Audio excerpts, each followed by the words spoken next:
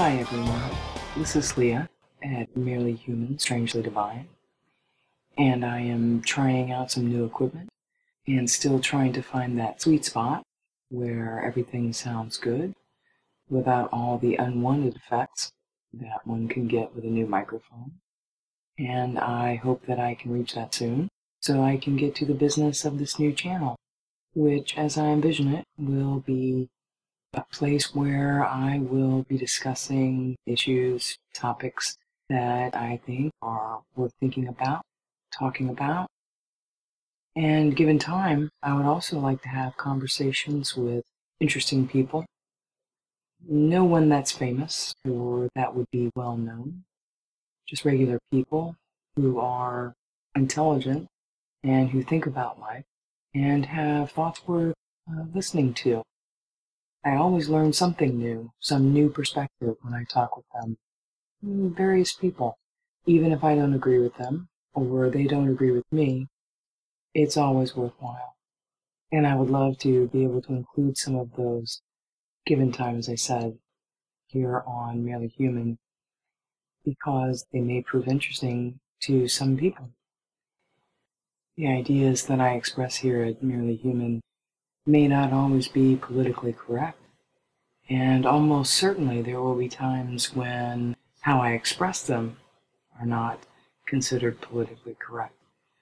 If I'm feeling adamant or passionate about something, I will definitely drop an F-bomb if I feel it's warranted.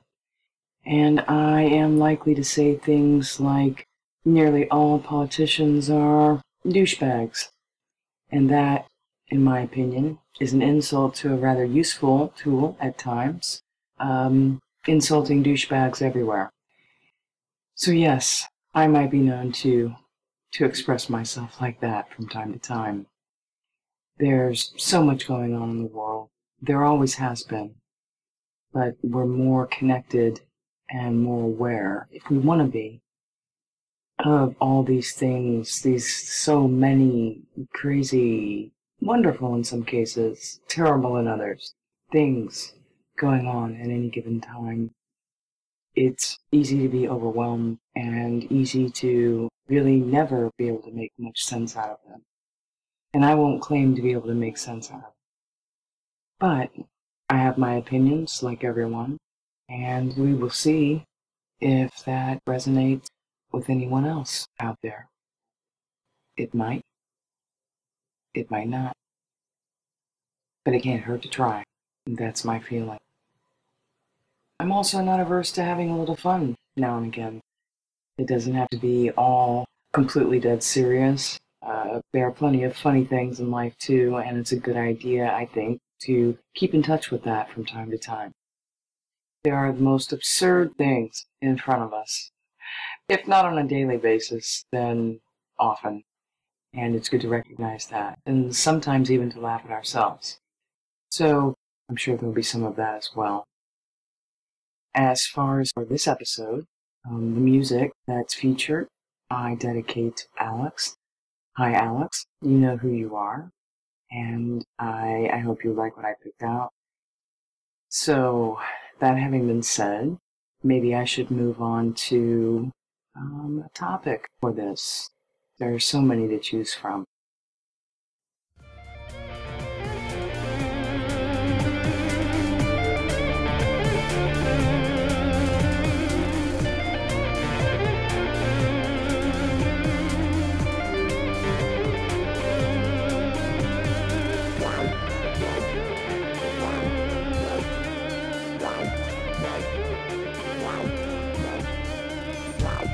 I was going to speak about self-doubt.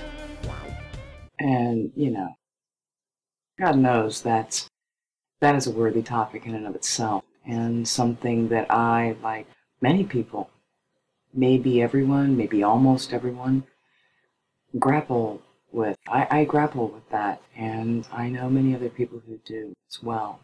We can feel doubtful of ourselves in so many different areas, perhaps some more, in certain ways than others. But it's kind of been in the front of my mind recently, the question of, Needs versus desires versus wants. That's an interesting topic as well. And I don't have all the answers. But like I said, I have plenty of thoughts and opinions. And I find it fascinating, the things that we human beings in general like to term needs, and the things that we might admit are desires. And I think they get very mixed up, personally. There's almost a sense of justification to ourselves as well as to other people if we express something as a need, right? The connotation of needing something or someone or a situation or a condition, there's a connotation there that it is beyond our control and something that we require, not that we just want. And that lends weight in our own minds and to those around us that those things should be supplied. And if we supply them for ourselves, then they should be accepted or even indulged by those around us. I think this is an old thing, and I'm certainly guilty of it too. I think it was Maslow. I may have that wrong, and I should probably look that up. But it was one of the rather famous behavioral psychologists of, I believe, the 20th century that did the hierarchy of needs, outline in kind of ascending order the needs that a human being has. I'm not talking about desires, but things that we need. And it might be a good idea if I started with some sort of dictionary definition of need. And then I can maybe do the same with want or desire. And then we can kind of work from there. Dictionary definitions are useful, but they fail to cover the full nuance of human experience, let's face it. They're a good starting off point, and that's pretty much it. So, I'll start with that. The definition of need, according to the Oxford English Dictionary. 1. Because it is essential or very important. Not wanting to be subjected to something. Expressing necessity or obligation. Archaic, although it's still in use, to be necessary. That is for the verb forms of needing or to need. For the noun, a need. Circumstances in which something is necessary or that require some course of action. Necessity. And here's the interesting one. A thing that is wanted or required. Now notice that that includes things that are desired or needed. And I think that's partly where we get a little mixed up, personally. And the last one for the noun form, the state of requiring help or of lacking basic necessities such as food. And it was Maslow who came up with the hierarchy of needs.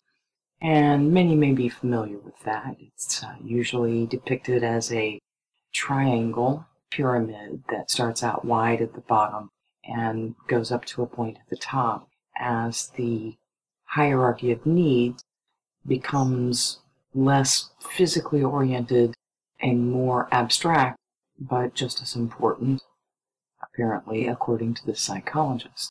And I look at this with a questioning mind, as I do most things, and I think that's not a bad thing. I think it's probably a good idea to consider and chew over almost everything that we encounter, especially things that tell us about our so-called human nature and the way life is, and the way, survival is. So here's a quick rundown of Maslow's hierarchy of needs. Starting from the bottom, the most basic, physiological. It includes breathing, food, water, sex, sleep, homeostasis, and excretion. The next level is safety. Security of body, of employment, of resources, of morality, of the family, of health, and of property. Interesting. The next step up in this hierarchy is love belonging, and includes friendship, family, sexual intimacy, which is differentiated from the physiological of just sex. Sexual intimacy is obviously quite different than just the mechanics of sex. The next step up is esteem. This includes self-esteem, confidence, achievement, respect of others, respect by others. And the highest level on this pyramid is called self-actualization. And this is, in this hierarchy, the pinnacle of needs of human beings. And it includes morality, creativity, spontaneity, problem solving, lack of prejudice, and acceptance of facts. And now, the dictionary definition of desire, as opposed to need. Again from the Oxford Dictionary. As a noun, a strong feeling of wanting to have something or wishing for something to happen. Or a strong sexual feeling or appetite. And desire as a verb. Strongly wish for or want something, to want someone sexually. Or, again archaic, but certainly still in use very much, express a wish to someone, request or entreat. Now, delineating those basic definitions, the dictionary, and Maslow's hierarchy of needs may have been a little bit dry, but they serve as a starting point for where it gets really interesting, which it does about now to me, when we talk about needs versus desire or want. And it's an interesting question to me, and it has been for a long time, of what things exactly do we really need? I'm not advocating that it's a good idea or fun or even desirable to live a life simply of our needs, but that it might be a good idea to be straight with ourselves, to know ourselves well enough, honestly enough, to know a need from a desire. And it certainly helps in relationships with other people. I have had people in my life, I think we all have, who have entreated me or insisted to me that they needed a certain thing that I honestly couldn't believe was a real need. Oh, certainly a true desire, certainly a true wish and want, but they presented it to me with great force, not necessarily loudly or meanly, but with great conviction that it was something that they needed. It usually involved some action on my part, or refraining from action on my part, and they needed this. And if it seemed like something that was a wish or a want, I found myself being, well, first skeptical, but then a little bit resentful that it was packaged as something that was required for their very existence, for their continued well-being, because after all, that is the definition of a need, the way that we need air and food and water and so forth. For instance, I know that it's a very unpopular idea that we human beings, men and women both, we tend to think that sex is a need. And I'm not sure that that's incorrect.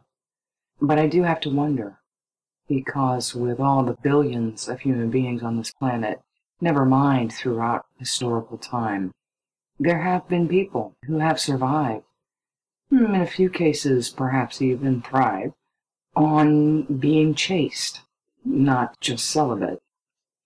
Nowadays, chastity and celibacy are used pretty much interchangeably, although historically, to be celibate simply meant to be unmarried with the Catholic Church, where there was an injunction for priests to remain celibate, i.e. unmarried, so that there were no property disputes, for inheritance of children or a spouse to support and such.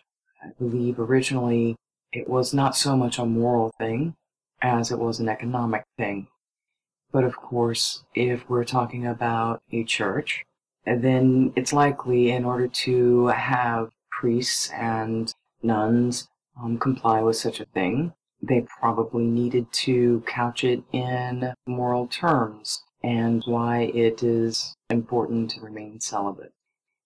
For a long time, the concept of chastity, which means to have no sexual relations with anyone at all, was really not a problem for priests or nuns, but it was focused mostly on priests because that's how the church was for a long time. It was not uncommon, in fact, for many hundreds of years, actually, for a priest to have sexual relations with a mistress or whomever, but he could not marry, and any children that they may have were not legitimate in the sense of being able to expect or inherit any property. The property belonged to the church, whatever it might have been, if there was any property at all belonging to the priest.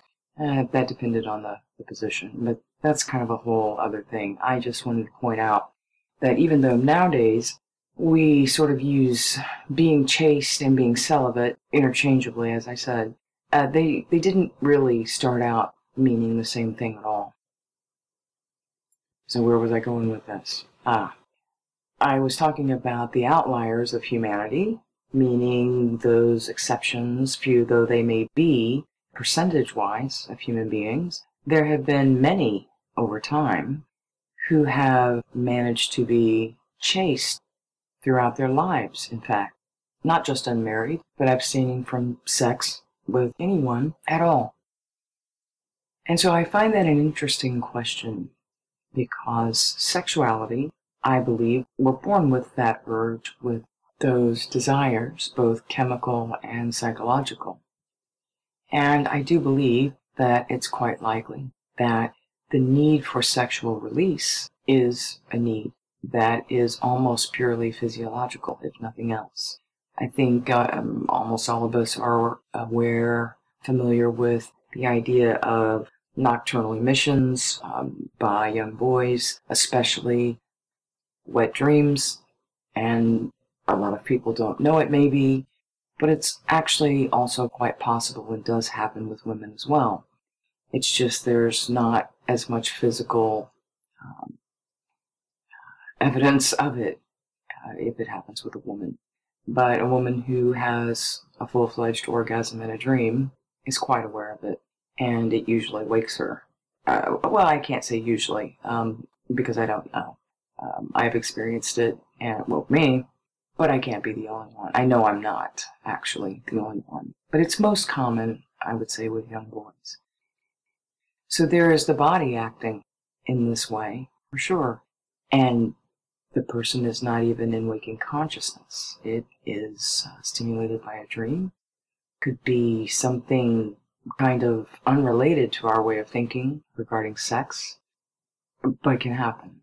And I think perhaps physiologically that is a need. However, it gets even more interesting when we start to think about needing to have more than just the physical sexual release that our bodies are built for, one way or another, regardless of who our partner is, regardless of what our orientation or preferences may be. Simply speaking of the biological equipment and urges that we're born with. I think that's a need. But does that release actually need to be with another person? Or is that a deep-seated desire that almost all of us have, rather than a need? It seems to me that if it were actually a need, we couldn't survive without it. And I guess some people feel that they can't. But these are the kinds of things that intrigue me about the difference between necessity and want, desires. And some desires can feel so deep, so encompassing, that we really feel like they are needs. But are they? Do we need it to live, to exist, to survive? We might need it to thrive, by our definition, live our lives the way that we want to. In order to achieve that, some of these needs may be needs instead of just wants. So let's contrast this, for instance, with our need for air. I presume that we all like air and desire it, but I doubt that too many of us go around thinking actively, ooh, I need air, I want air. But we cannot maintain these bodies and live this life without air. After a few minutes, give or take, some people can go a little bit longer than others, but after a few minutes, without air, our brain becomes damaged. And if it continues for a very short time beyond that, we die. Now that's a necessity. And I drew that contrast just because it is so very obvious. And it's similar with water and food of some sort, as long as it's enough to sustain us. It has enough of the various nutrients, at least the bare minimum, that will maintain our bodies and our minds. These things are clearly needs, and without them, we will go away permanently. So those are pretty clear things. Things that certainly we desire if we want to live. But beyond that, we need them in our current state. Where it gets really intriguing is where we have things that we think we need. We feel we need them. And yet, if we step back and think about it, philosophize, as I like to do, even though I don't really do it that well, we discover certain things that we believe are needs, we like to think are needs, that we can in fact live without. And that's why I brought up the issue of sex. Sexual release, yes, our bodies seem to be built for that. But the psychological component, the emotional component, all very important. But I don't know if we need it to survive. And that's a sticky area, because I do think that we as human beings do have things that are not purely physiological, that we do need.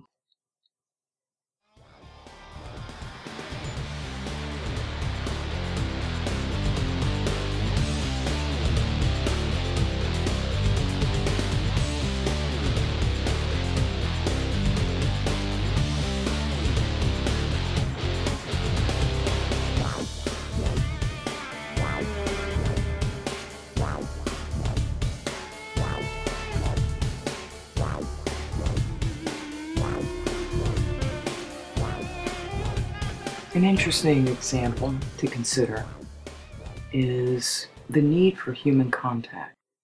And I might even go so far as to say love, but I should probably kind of talk about that separately.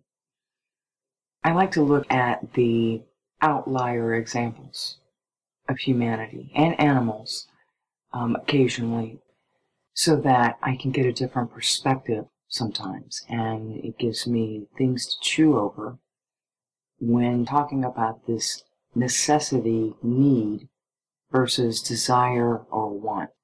And these extreme examples help me, at least, to do that, although I have to consider them over time.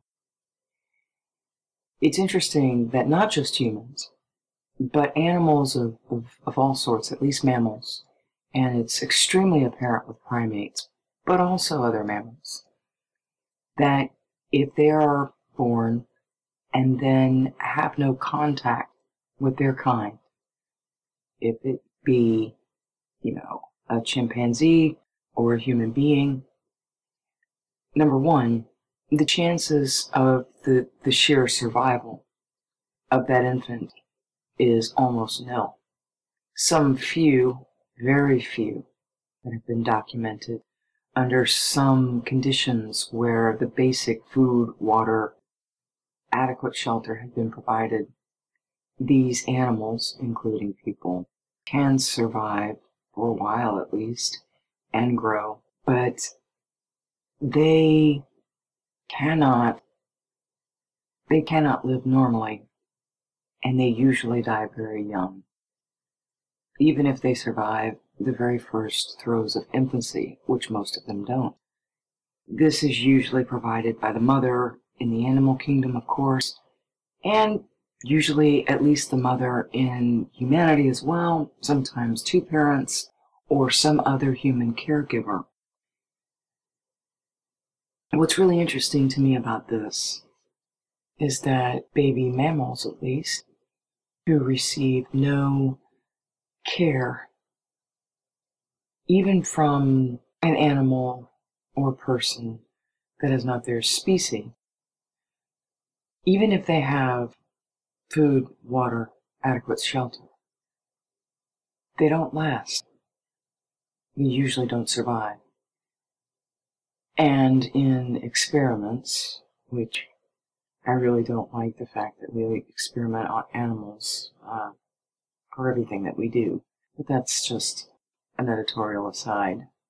But in experiments on chimpanzees and other higher primates, we find that even when provided with those basic physiological needs, the chimpanzee, if denied contact either with another chimpanzee who can act as a caretaker, or a loving human being, or something else that can stand in as same to give care, contact, physical touching, that animal may physically survive, but it is, frankly, broken and screwed up permanently for the rest of whatever life it has.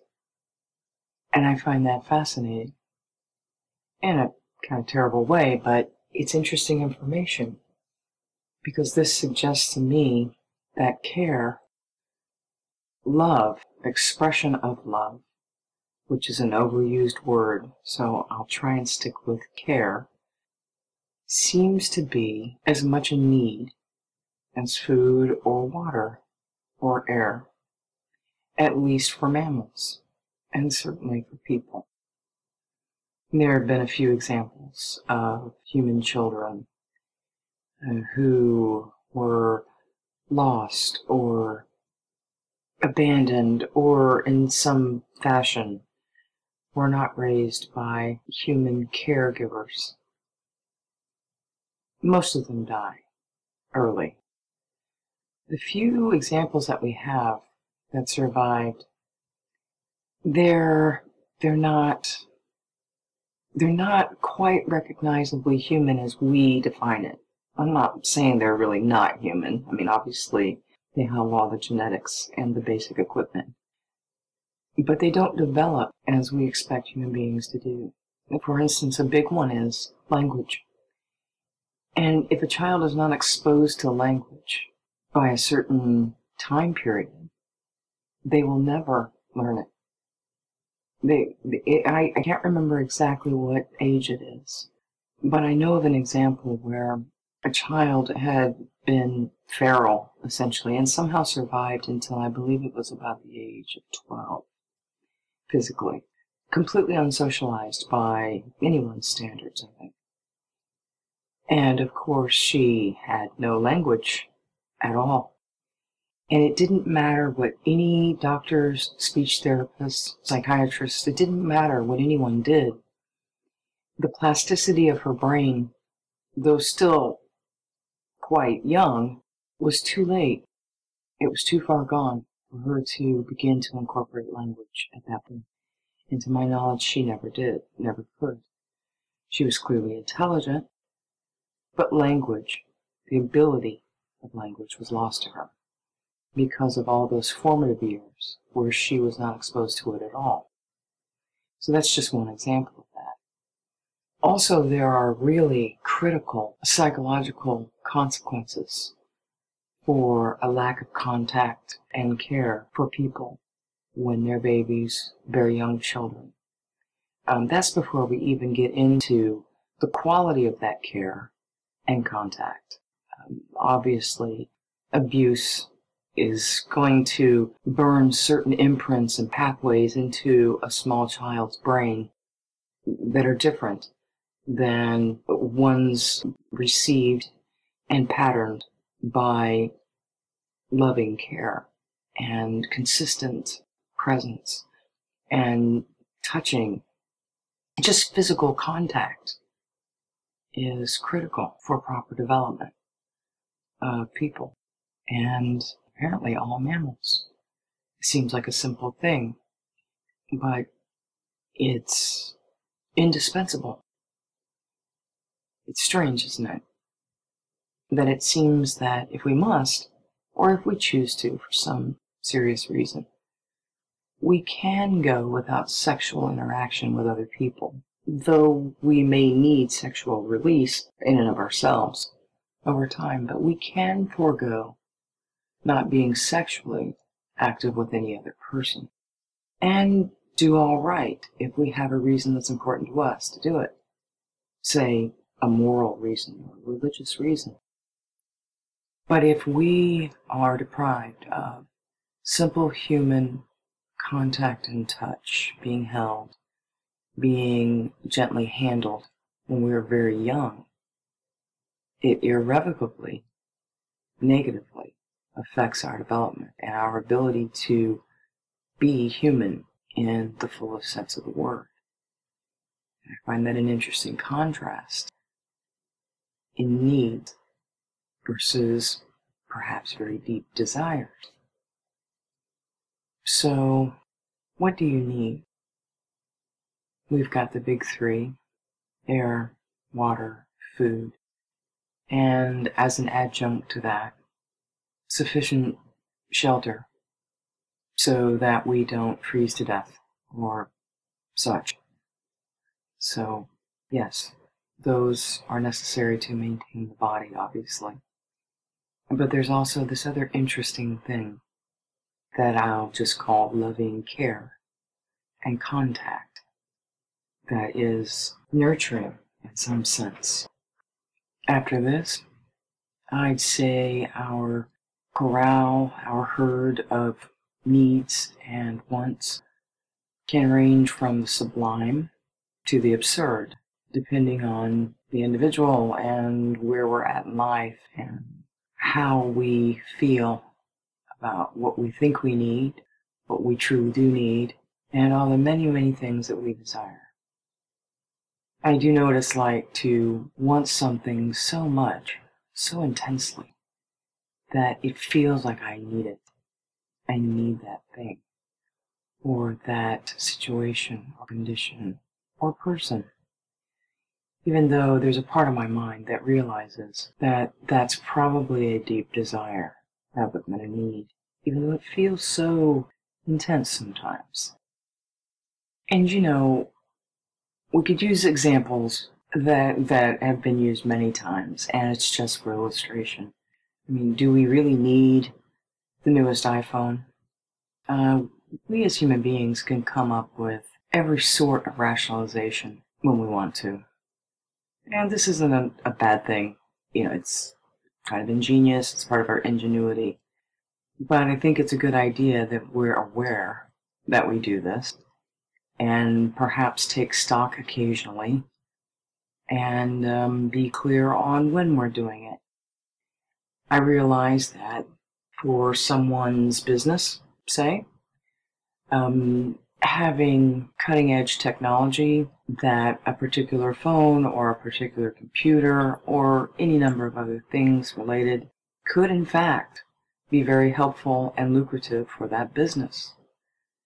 While that may be a rationalization, it may also be true. It can be justified. And there are many others.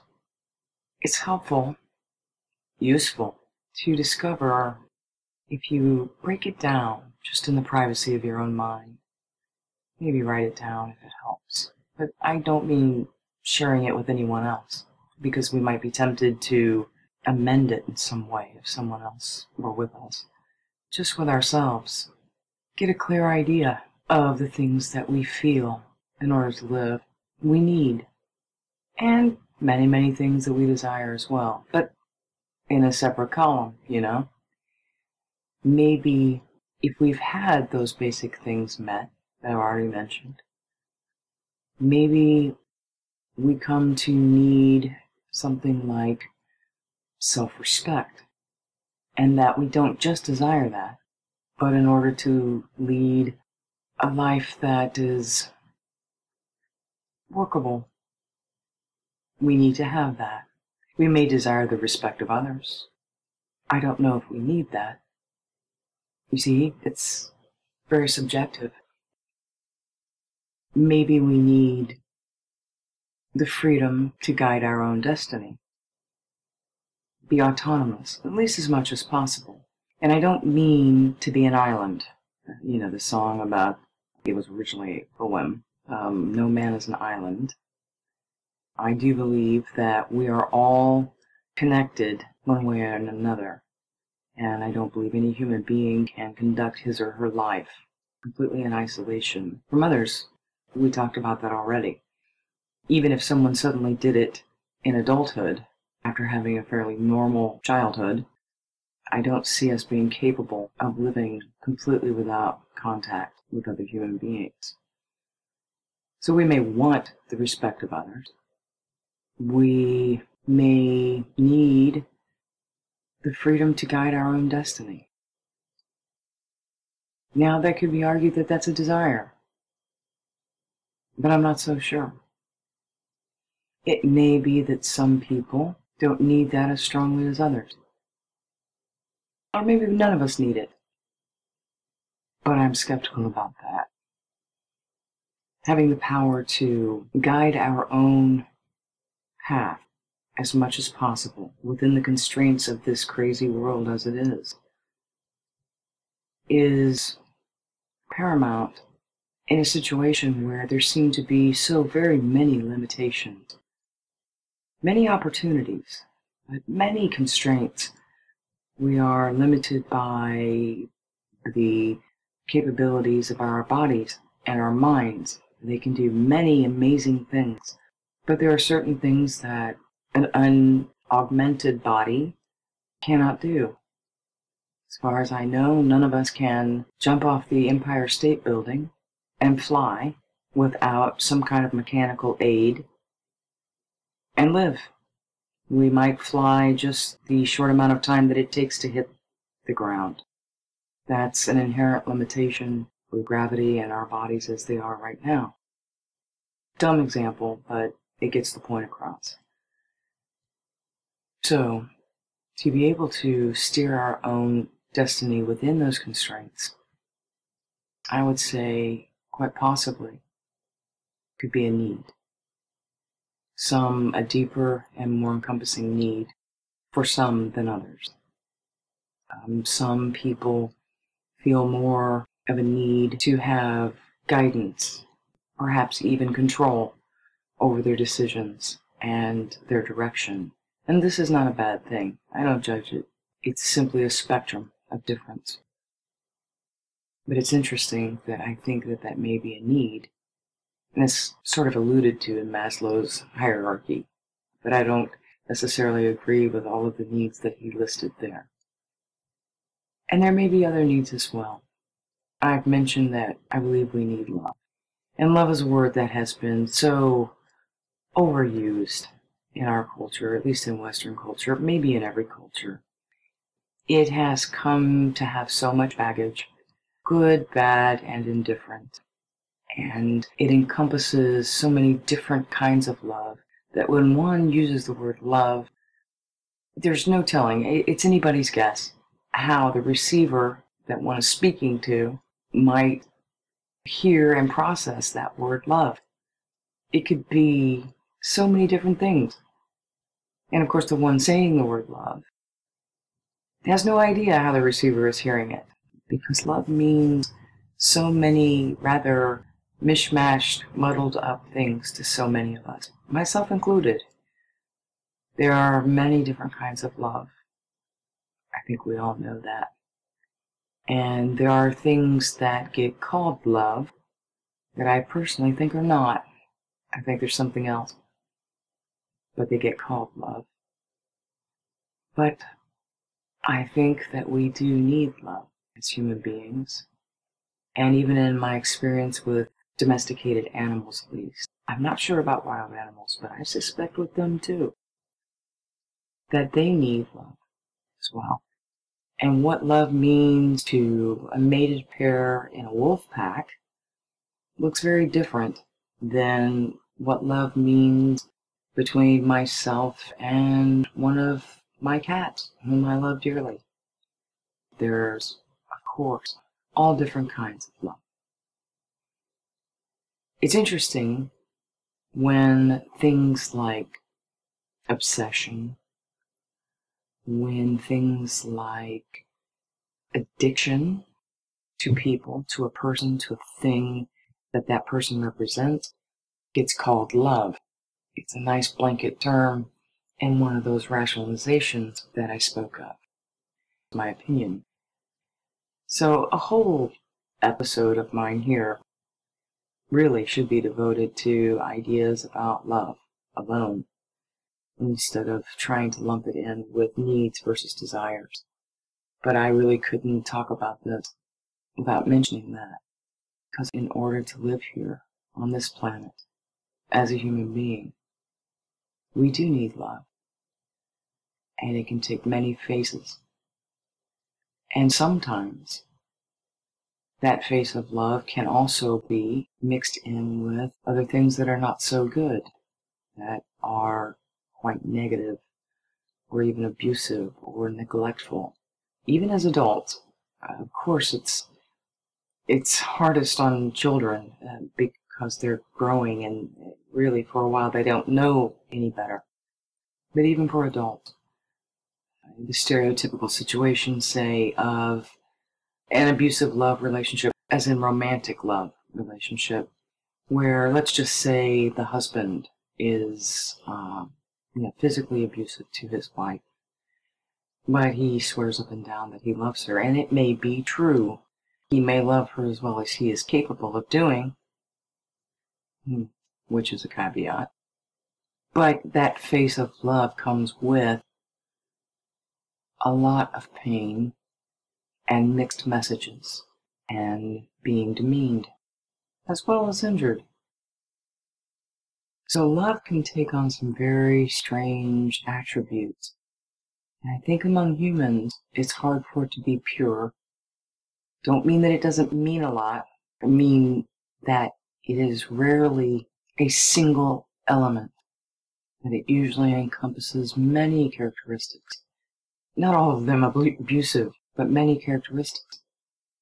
Friendship, perhaps sexual desire, brotherly love, love for one's ideas and the way that a person meets the world and interacts with it. These things can mix together in one person to another. So it's not always a matter of, I love you, but I'm going to hurt you too. Do that because I'm screwed up. An interesting need, I think. Do we need the biggest TV that we can possibly put on credit? Never mind afford. Probably not. That's probably a desire. Do we need to be needed by others? Perhaps.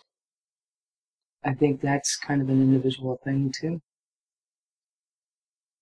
So I think it's worth thinking about. What is a need for me? And what are my desires? My desires are very important. I don't discount them. They are the driving force that makes me want to get up of a morning and do things, instead of just getting up because it's habitual. I mean, there are days like that. There are some days where, for whatever reason, I simply awaken because it's my habit. I awake each day. But the desires that we have, as well as the needs, are the battery, driving force of our lives, which is cool. And it pays to know what they are. And there's no percentage, there's no real return, in my way of looking at it, in muddling that up with needs. It doesn't lessen the importance of desires. I think it's cool if we just know what we need, really need, can't do without. And then all the plethora of things that we desire. Then we can assure that the needs are met within our power. There's the autonomy thing, as much as possible. And that makes us responsible as well. If we are in charge of steering our own destiny, then the consequences of our choices are ours. That's freedom. It's also a responsibility. But it gives us the power to effect our desires. It's good to differentiate between those and needs, because we don't always get what we desire. Sometimes our desires change, and if they were needs, I wonder if that would actually happen. I mean, my need for water is probably not ever going to change. So, a bit of navel gazing can be very useful. And more than that, it can help navigate this crazy labyrinth of life in a much more aware way. I really believe that. It helps me. Other people, yeah, they may have clicked out of this a long time ago. It may be boring, and that's fine. I understand. There are a lot of people who don't even want to think about these things. Never mind my ideas on it. But these are my initial ideas, my first foray. I hope, I wish, that all of your needs are met, which can free you up to pursue what you want, your desires. And they may not all come to fruition. We all know this. We all know this by the time we're, 3 or 4? But many of our desires can, in fact, be fulfilled. We might have a slightly happier place if we were all more self-aware in general and able to pursue what we want without hurting anyone else. Anyway, thanks for listening, and desire well.